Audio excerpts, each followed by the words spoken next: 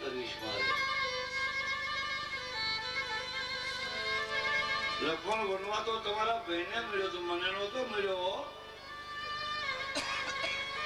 છતાં હું એનો અડધો અંગ હતી, એનો પણસાયો હતી, હારું હાલ જઈ એ દુઃખમાં મને સુખ જ લાગ્યું હતું. મને એમ હતું કે 14 વર્ષનો વનવા ભેગા પછી છોકરો અમે ઘીરે આવી અને સુખથી રહેશો. એક ધૂમીને બેન ઉપર તમારા બે મારો ત્યાગ કર્યો. બોલે મને એનું દુઃખ નથી. હું જ્યાં આવીશું, જેવા સંજોગમાં આવીશું, ત્યાં મારો નામ લખમણ તમારો ભાઈ મારો ભરતાર મારું રખોપું કરશે. સરદાર છે મને હો, પણ અબલા શું એમ જાગ્યો છે. એનું રખોપું કોણ કરશે? એનો પડતો બોલ કોણ જીવશે? સીતા વિના એને વિજણનો કોણ જીવશે? લખમણ એક યાદ રાખજો કે કાયર રુદાનો મારો રામ, રામની રાયે તમે સૌ રહેજો. હરે હરે લખમણ તમારો ભાઈ છે પણ મારો ભરતાર છે. મને ખબર છે એનું હૃદય બહુ આળું છે.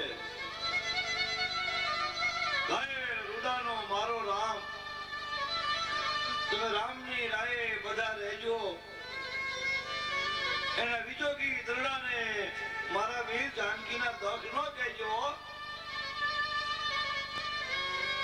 એને મારા દખ ન કહેજો. એ નહીં સહન કરીએ કે એની રાહે રહેજો. પડતો બોલ દેજો અને હું ન સાંભળું એ રીતે એમને લાગજો, જીવાડજો.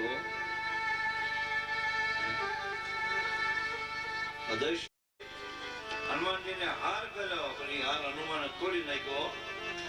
મોતી મોતી નાખી દીધા ફેંકી. તેથી રામે કીધું હનુમાન મારા માથે તારું ઋણ છે હો. રામ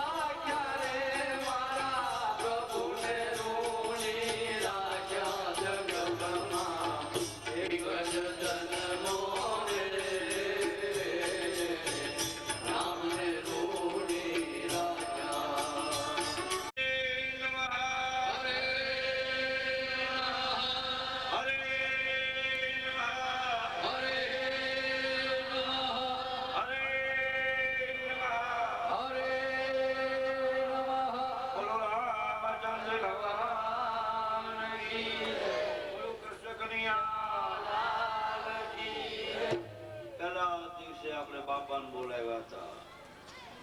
કોણ સુત હનુમાનને. જો શ્રદ્ધાનો વિષય છે એ કહેવાનો નથી હોતો, પણ એક કથા હતી. ખૂબ વાવાઝોડું થયું. આયોજકો મૂંઝાને કેમ કરશો? મેં કોઈ યજમાન કોણ છે? કે હનુમાનજી બાપા. મેં કહું તો આ રહેવાનું. કે કાં? મેં કહું જગતનો કયો એવો બાપ છે કે એનો દીકરો યજમાનો એને આનંદ ન હોય? આ તો પવન પુત્ર છે. હનુમાનજી નો બાપ પવન જવાનો તમારે. પણ પહેલે દિવસે જે ટાઈટ પડી ને એટલે કથા કરવા વાળાને આયોજકો બેન પરસીઓ વળ્યો તો આવું માણસ રહેશે કે નહીં રે, આ ટાઈટ કેમ થાય છે કેમ નહીં. પછી મેં બાપા સામે બે શું કેમ બે કીધું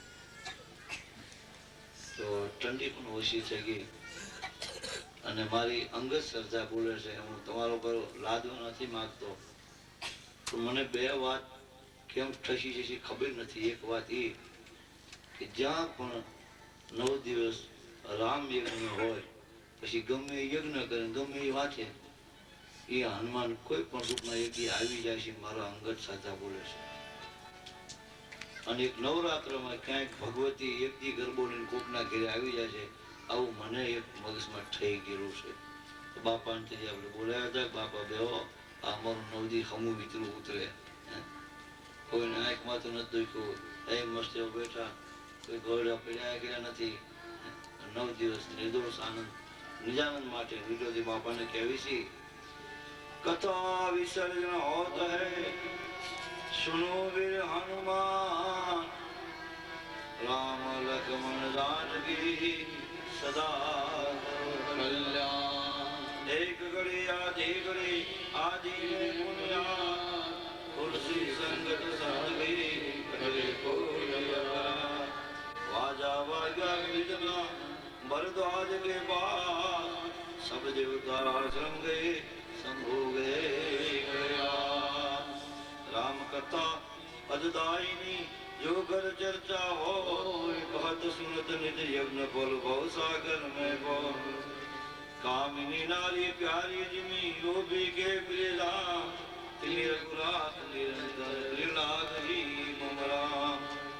शिवजी कथा के अंत में लीजे रघुवीर नाम एक बार सब कोई कहो जय जय श्री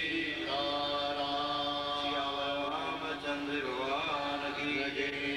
राम लाल की जय. उमापति महादेव की जय. पवन सुत हनुमान की जय. उमापति रामचंद्र की जय. वृंदावन कृष्ण चंद्र की जय. बोलो भाई सब संतन की जय. बोलो रामचंद्र भगवान की जय. बोलो कृष्ण कन्हैया लाल की जय. અત્યારે 9 દિવસની રામકથાનો આપણે વિરામ આપીએ.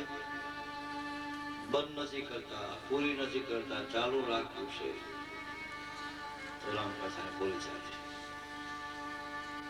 હવે આ તો બધા સંતો કે છે કે 9 દિવસ કથા વાંચ્યા પછી વક્તાએ આશીર્વાદ દેવું એવું કામ કે છે, પણ એમાં હું અત્યારે મારા પૂરતો સહમત થતો નથી કે એને કોઈ લાયક નથી. પણ એક નિયમ તો છે કે વક્તાએ 2 શબ્દો શ્રોતાઓને કથાની પૂર્ણાહુતિ પછી કહેવા જોઈએ.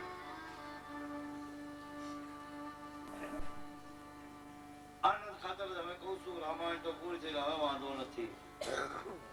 ગળામાં કથા હતી કે મને રબારી કથા વાંચે છે, હું એમાં લગભગ કોઈ નું આવ્યું પછી ધીરે ધીરે આવ્યા. પણ દરેક માણસ પોતાના કેટલાક ખ્યાલો લઈને બેઠો છે. 61 વર્ષની ઉંમર છે. કલાકારની નાઈટમાં એ મસ્તીથી ગાતો બજાવતો આનંદ કરતા હતા. પણ મારી માલધારીની ભાષામાં વાત કરું કે ગમે એવું હરાડું ઢોરણ તો હાજર ખીલે બંધાય. અને મારા એક મિત્ર બાપલભાઈ ગઢવી અને એક દોહો લખ્યો છે કે હાંજ પડે ઘર સાંભળે અને વિહીરે પંખી વન પોતાના પેટના જણાને નોંધારા માળામાં મૂકી પેટનો ખાડો પૂરવા આપને માથે પંખી ઉડે એ મારે હાજે આવે હો. અને આકાશ ને વન બધું ભૂલી જાય. તો આ ડોહો થોડોક વાગી ગયો ક્યાંક કે હાંજ પડે ઘર સાંભળે વીરે પંખી વન પણ બાપર એક બહેન માળા માથે મન એ પંખી માળે બેઠા પણ મન ન બેઠું મજનું ક્રિયાજ કરે ક્રિયાજ કરે ક્રિયાજ કરે. પણ ભગવતી રામાયણ ની સામે બેઠો છું, ખોટું તો નહીં બોલું, આમ તો નથી બોલતો, પણ ઘણા એમ કહે તો સાચું બોલે સાચું ખોટું બોલે છે. પણ સમાજની કોઈ અકળામણ મારા ગઢાના કોઈ એક દી જાગી જવાનું કોકે જગાડ્યો, સમજાઈ શકે એવા સંજોગોમાં નથી. એ પુંજર પાછો અને સાહિત્ય બોલતો હતો, ગાતો બજાવતો, તેથી મારો દોડતો આ જ હતો.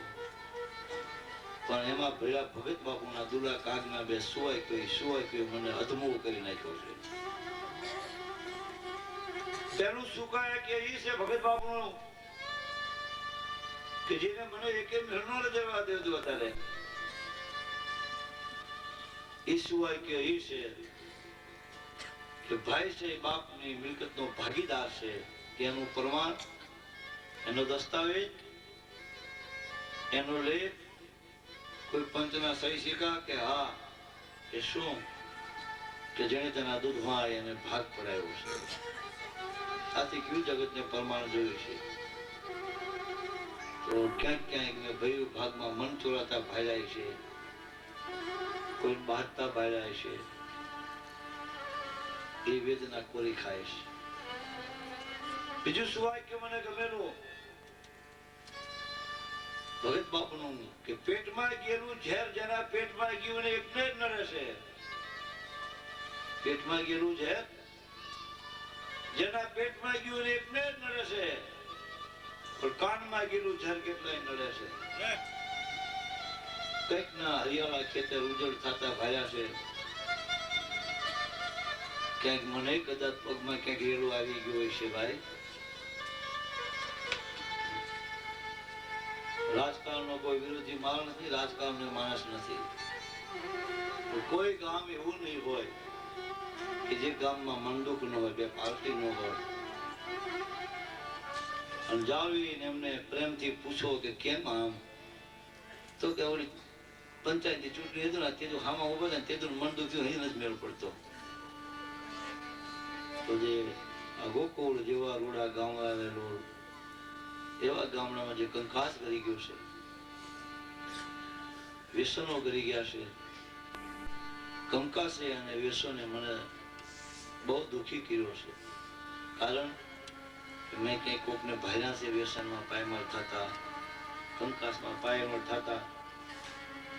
આ બે વાત સામાન્ય લાગે માણસોને અને હશે સ્વીકારો છો, પણ મને એક હાડમાં વાગી ગયેલી છે.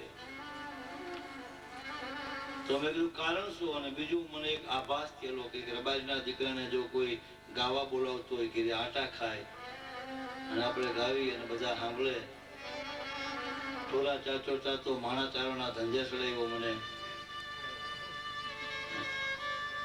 ત્યારે મને એમ થયું કે મારા ઘરડાનું કાંઈક કોઈ હશે. તો બેટો બાપ તને ચીલે જો ચાલે નહીં તો જનની કાઉ જણે ઈ વરવું લાગે વેરડા. 21 વર્ષની ઉંમરે હું મારા સમાજના વ્યવહારિક કામે ગયો. એ ગામડામાં બારોટજી નામ માનતા હતા. વોશરીમાં મને કંટાળો ચડ્યો તો હું આમ ચોકમાં બેઠો, બે ખાટલે